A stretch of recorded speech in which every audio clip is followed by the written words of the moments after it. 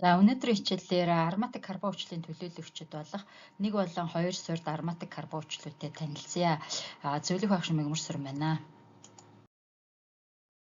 За ароматик цагараг буюу бензолын цагараг болон нэг ширхэг карбоксилийн бүлэг агуулсан карбон хүчлүүдийг ароматик карбон хүчлүүд гэж байна. За тэгвэл энэний эхний төлөөлөгч нь бензоины хүчил буюу C6H5COH байх нь. За харин бензолын цагарагаас 2 ширхэг карбоксил бүлэг агуулгдсан байвал 2 суурьд карбон хүчил гэх юм тий. За энэ нь тэгээд мета байрлал байгаа учраас фталын хүчил 2 суурьд карбон хүчлийн ароматик карбон хүчлийн хамгийн ихний төлөөлөгч нь фталын хүчил байна. За дараагийнх нь карбоксил бүлгүүд нь нэг алгасан байрлсан байна тий. За тэгэхээр ортофталын хүчил болох нь за дараагийнх нь карбоксил бүлгүүд нь яг эсрэг байрлалд байрлсан байна. За энэ нь парафталын хүчил гэж бол нэрлэдэг байгаа. За эдгээр фталын хүчлүүд нь хоорондоо изомер өгөөд хураангуй таминд C6H4 COOH 2 дахин болох нэ. За бензоины хүчил нь ерөнхийдөө нэг суурьд карбон хүчил болсон тийм үү. За түүнийг нөгөө талаас нь бас фенил карбон хүчил гэж бол нэрлэж болдог. Өөрөөр хэлбэл ароматик нүрс ус төрөгч болох C6H6 гэдэг бензолын цагаргаас нэг ус төрөгчийн атомыг салгахад үүссэн радикалыг фенил радикал гэдэг байна. Үүнтэй холбоотойгоор фенил карбон хүчил гэх нэ. За тэгвэл энэхүү бензоины хүчил дэх карбоксил бүлэгдэх нүрс төрөгчийн атом тийм ээ. За тэгээд карбонил бүлгийн хүчил төрөгч болон гидроксил бүлгийн хүчил төрөгчийн хооронд байгаа дундын хос электронуудыг хүчил төрөгч өөр дээрээ илүү хүчтэй татсан учраас хүчил төрөгч маань цахилгаан сураг чанар илүүтэй нүрс төрөгчөөс тий. За ийм учраас энд байгаа нүрс төрөгчийн атом нь нэмэх цэнэгээр цэнэглэгдэх нэ.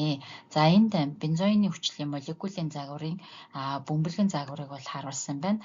За ерөнхийдөө бензоины хүчил нь C6H5COH гэсэн томьёотой тий 122 Цельс тайлдаг цагаан эсвэл өнгөгүй таласт хатуу бодис байдаг. За сул хүчлэг шин чанартай боловч цууны хүчлээс арай илүү хүчтэй. За сублимацид ордог шинж чанартай. За сублимацид орно гэдэг нь ерөнхийдөө хатуу төлөвөөс шууд шингэн төлөвийг алгасаад хийн төлөвч шилжиж чаддаг бодисуудыг сублимацид ордог буюу хуурай нэрэгддэг бодисууд гэж хэлдэг. За тэгвэл бензоины хүчил нь сублимацлагдах шин чанартай байна. За бензоины хүчлийн химийн шин чанарыг авч үзье. За юуны төрөнд шатах урвалд орно. C6H5COH-тэй хүчил төрөгчтэй урвалд ороод эцсийн бүтээгдэхүүн нүрс хүчлийн хий усыг үүсгэж чаддаг байна.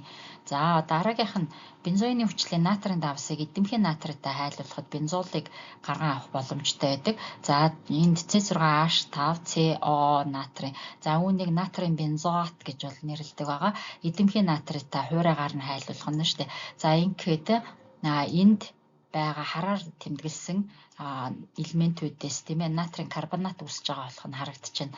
За тэгээ үлдэгдэлтээр нь C6H6 буюу бензол үүссэн болох нь харагдана. За гол бүтээгдэхүүн нь бензол, дагалдах бүтээгдэхүүн нь натрийн карбонат үүссэн байна.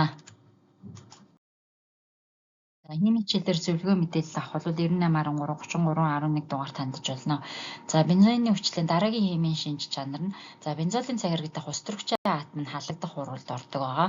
За яагаад гэхээр энэ бензолын цагараг дах уул нь ароматик холбоо нь маш бат бэх байдаг тий. Гэтэл хажуунаас нь карбоксил бүлэг ороод ирсэн учраас ерөнхийдөө бензолын цагараг дах ароматик холбоо суларч орж ирдэг. Ийм учраас бензолын цагараг дах ус төрөгчийн атом нь халдсах урвалд ордог байна.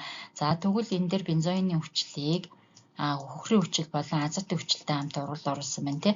За ингээд хөхрийн хүчил маань усыг шингээж аваад тэгээ нитробензол үүссэн байна. За энэ нитро бүлэг маань карбоксил бүлэгтэй харьцангуйгаар мета байрлалд нэг алгасан тийм үү. За ийм учраас мета нитробензоины хүчил гэсэн нэгдлийг үүсгэсэн байна. За бензоины хүчлийг гарган авах аргыг энд харуулсан байна. За хамгийн ихний арга нь толгуулыг эсэлдүүлээд бензоины хүчил гаргаж авч байна тий.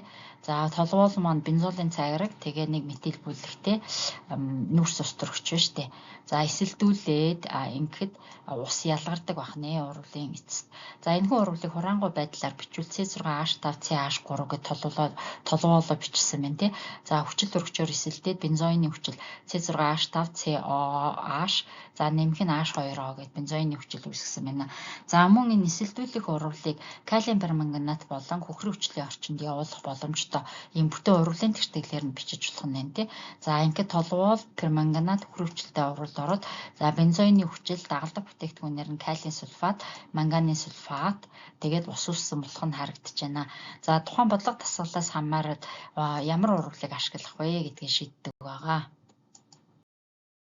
За бензоины хүчлийг гаргаа авах дараагийн арга нь тэрийн олоор толгуулыг гидратацид оруулж чинь тийм устаа уралд оруулж чинь гэсэн үг. За ингээд бензоины хүчил болон дагалдах бүтээгдэхүүнээр давсны хүчил үүссэн байна. За мөн тэрийн олоор толгуулыг кальцийн гидроксидээр үйлчилсэн байна. За ингээд бензоины хүчил болон кальцийн хлорид ус үүсгэн урал явагдсан байна. Хоёр сорт карбон хүчлүүдээс ортофталын хүчил нэлээд их ашиглагддаг байгаа. За энэ ортофталын хүчлийг молекулын загварыг мөн модель хэлбэрээр харуулсан байна. За 2 карбоксил бүлэгтэй 1 бен ароматик цагирагтай байна. За энэ нь хураангуй байдлаар C8H6O4 гэж хураангуйгаар бичиж болон цагаан өнгийн таласт болох нь энэ хүү зургаас харагдаж байна. Ортофталын хүчлийг температураар үйлчилэхэд ус ялгарах буюу дегидратацид орох маягаар тий фталын ангидридыг бол үүсгдэг байна. За ортофталын хүчлийг гаргаж авахдаа нафталин гээд энэ бензолын цагираг хоёр бүрөөр нийлцсэн байна тий. Нафталиныг эсэлдүүлэх замаар ортофталын хүчлийг гарган авдаг байна. Хүчлүүдээс бензоины хүчлийг халдваргүйжүүлэх зорилгоор цацлага төрхлөг байдлаар гадуур хэрэглэдэг. За харин фталын хүчлүүдийг нийлэг мяндсны үйлдвэрлэлд өргөн ашигладаг байгаа. За өнөөдрийн хичээлээр дүгнэж хэлэхэд ароматик хүчил гэдэг нь нэг бензолын цагираг тэгээд карбоксил бүлэг 1 байвал 1 сурт карбон хүчил, хэрвээ карбоксил бүлэг 2 байвал 2 сурт карбон хүчил гэх мэтчлэнгээр ароматик карбон хүчлүүдийг үзлээ. За 1 сурт карбон хүчлүүдээс бензоины хүчил тийм ээ C6H5COH харин 2 сурт карбон хүчлүүдээс фталын хүчлийг хүчлэлтэй танилцлаа. За фталын хүчил нь карбоксил бүлгийн байрлалаасаа хамаарат орто, мета, пара гэсэн байрлалтай байж болох нь. За тэгээ ортофталын хүчлээс дегидратацийн уруулаар фталын ангидридыг гарган авч болдог гэх мэтчлэн аргуудтай танилцлаа. Анхаарал хандуулсанд баярлалаа.